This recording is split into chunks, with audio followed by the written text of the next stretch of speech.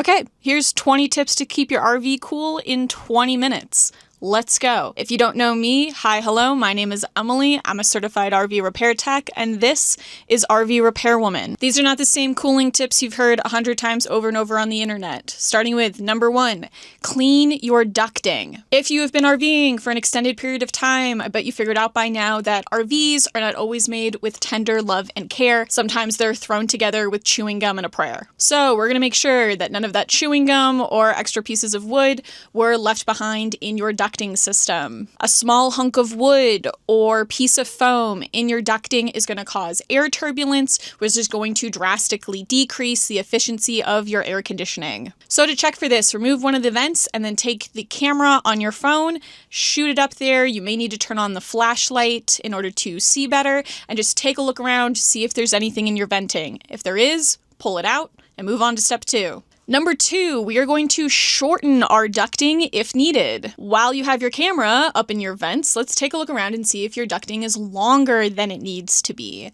RV manufacturers often use one ducting system for a whole bunch of RVs in their line. So it may be that your ducting is actually designed for an RV that is longer than what you have. And so there's a bunch of cold air hiding up there that should be down here cooling you. To check for this, remove one of the vent covers that is closest to the end of the rig. So either up here at the front or the furthest one in the back.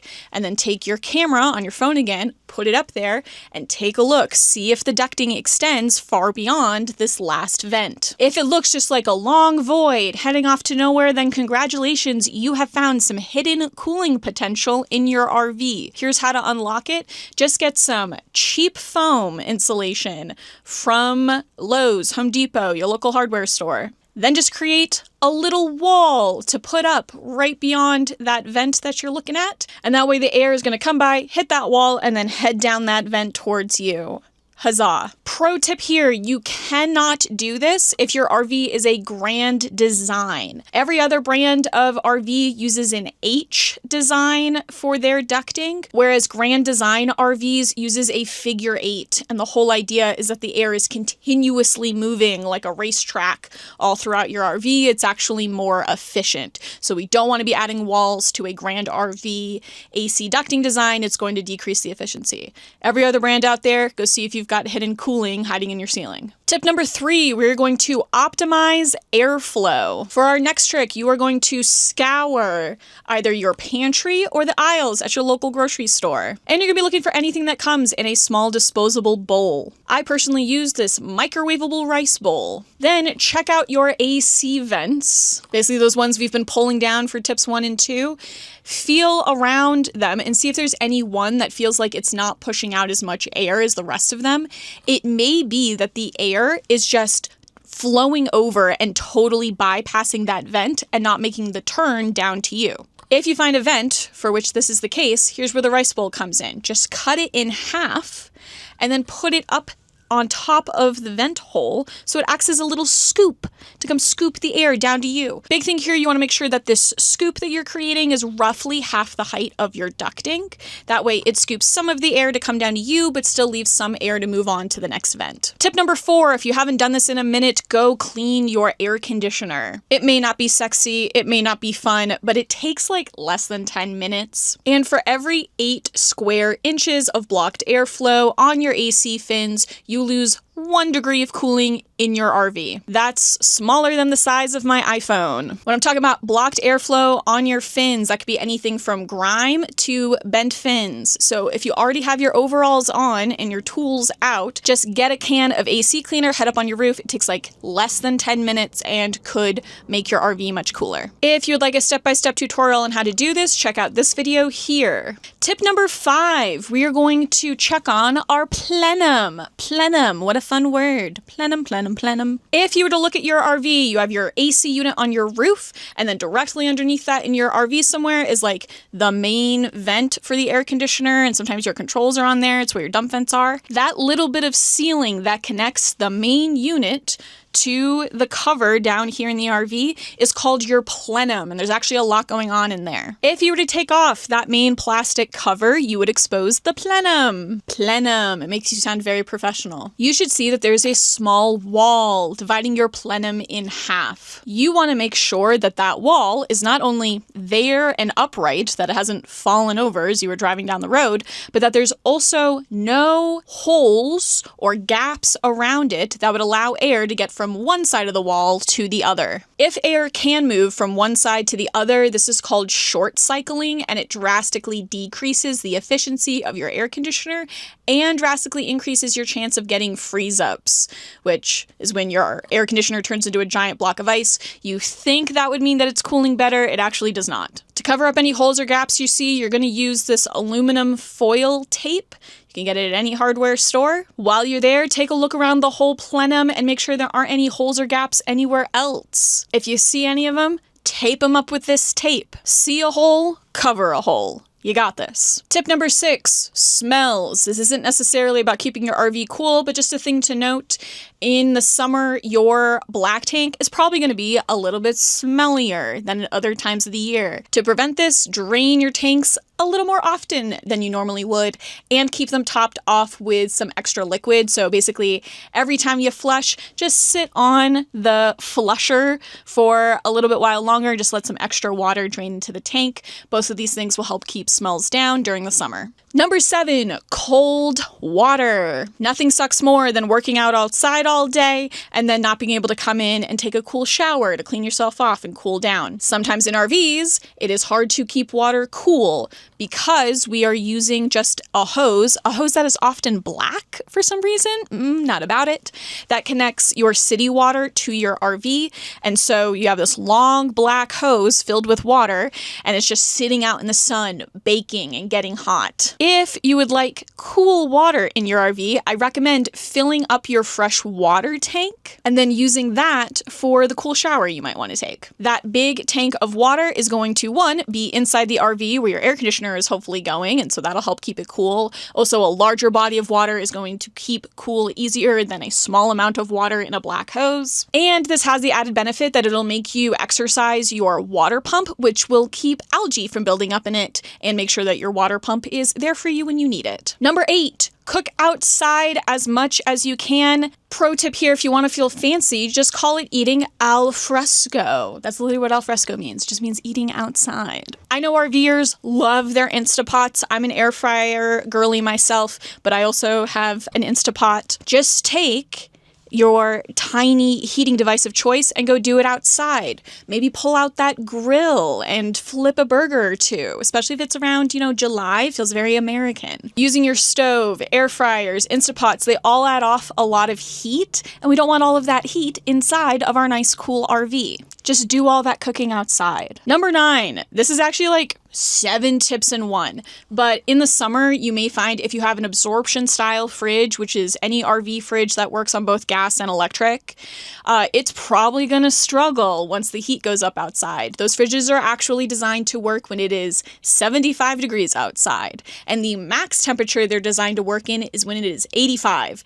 That is something they don't tell you at the dealership when you buy your RV. And so if you're getting up past 90 degrees, there's a good chance your fridge is struggling. Here's some things you can do to help. You can install some extra fans into the back of your fridge. They look like little computer fans. If you can plug into wires, you can install one of these fans. They're usually pretty simple. Biggest thing, you want to make sure that the fan is set up to suck in air at the bottom. And then if you want to add some additional fans, if you have a vent at the top, you can add fans to pull air out at the top. So in at the bottom, out at the top. These fridges work off of airflow along the back of the fridge. So anything we can do to help that airflow is going to help your fridge stay cool. If you're in a park that allows this and you're there for a long time, I've also seen people just straight up get a box fan and just park that sucker right in front of the vent for their fridge and just push in as much air as possible. It's probably a little extreme for most places, but I'm here in Vegas, so we do what we gotta do. If you're like, Emily, that's a little bit more electrical knowledge than I feel comfortable with, don't worry, you can, on top of putting fans in the back of the fridge, you can also get little battery-powered fans to put inside of your fridge to help with airflow inside. That will also help with cooling in the fridge. Oh my goodness, bonus tip here that I'm just remembering right now. I've had a lot of people comment that they really like using a desktop ice maker. So just like a separate little device that sits on the kitchen counter and just makes ice. This way you can, one, get a guaranteed cold beverage to help cool you down, but they also will then take some of that ice, put it in a bag and throw it in the fridge. And that will also help your fridge stay at temperature, helps it basically act like a cooler. Again, for many people, that might be more than what they need. Here in Vegas, we do everything we can. It's 3 months of like all hands on deck trying to keep an RV cool and a fridge working. But tip number 10, these ones here in the middle are ones that I hear more often and maybe you've heard, so we're going to rattle through them quickly, but if you're new here, I want to make sure you know this. Number 10, ask for a shaded spot if one is available. I know some RV parks are very busy and you're not going to be able to request certain spots, but if it's like a little unknown spot and there's like lots to choose from, try to get one in the shade. On top of that, even if you don't know the shade situation or you can't request shade, you can look at the RV map before you request your spot and try to look to see what direction the different spots are facing in relation to the sun. Okay, stay with me. If you are in a motor home and you have this giant windshield in front of you, you ideally probably want your RV pointed north to west. So that way this giant windshield is never directly in the sun. If instead you have a trailer, like a bumper pole or a fifth wheel, you most likely want to be parked east to west so that none of your side windows are facing directly into the sun. Number 11, combining the last two tips. If you have shade on one side of your RV, let's say there's a nice tree adding a little ambiance, park so the side of your RV that has your fridge is towards the shade. That'll also help your fridge stay at temperature. 12. Put out your awnings. If you can't get a spot that has shade, make your own damn shade. It'll help keep your RV cool. Just keep in mind, these awnings are very susceptible to the wind, so keep an eye on the weather. If it looks like it's going to get windy, pull them back in. 13, putting Reflectix on your windows. This is one that everyone's heard unless you're brand new, so I just want to make sure that you knew about it. Reflectix is this very shiny, it almost looks like bubble wrap that you can get. It's relatively cheap, although it's getting more expensive, but it's very easy to cut. You just cut it to the size of your window and then you attach it with either like gaff tape or Velcro. Your windows are gorgeous and amazing and beautiful when it's nice out. They are your worst enemy when it is hot. So anything we can do to help keep the windows from letting in heat, we're gonna do it. 14, you want something even cheaper and easier than Reflectix? If you have shades on your windows, and even if you have Reflectix, pull those frickin' shades down. Even if you have the Reflectix, it's creating this air pocket barrier in between the Reflectix and the shade. And that air barrier is acting basically as insulation to help the heat not get into the RV. So super cheap and easy. I bet your RV already came with shades for the windows, so just pull them down. It's gonna help. 15, skylight or fan inserts. They make these big chunky pieces of like squishy foam that you can shove up into your skylights or your fans, and that is going to help keep heat from coming in, especially because I'm betting if you have your air conditioner going, you're not rolling that fan, so just cover it up, keep heat from coming in. This will turn one of the worst offenders when it comes to heat transfer in your RV into one of the most insulated places in the RV. So these can help a ton when it comes to heat, especially if your bathroom, which I bet has a fan and is this relatively small enclosed space, is getting like redonkulously hot. That'll help a lot. Oh my God, along a similar vein, if you are in a motorhome, I bet it comes with curtains to help cover the windshield, oh my goodness, friends, close those curtains. It's going to act just like the shade for the windows or the Reflectix. It's just one big cover to help keep that sun from getting in here and warming up your RV.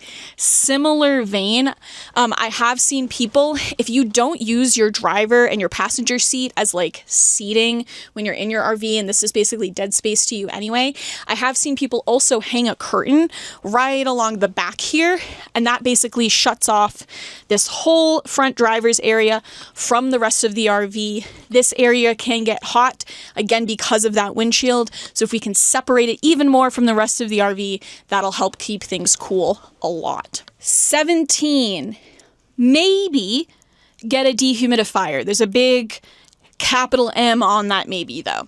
I have seen people here online just like blanketly recommend putting dehumidifiers into RVs to increase the efficiency of the air conditioner and take a load off of the air conditioner.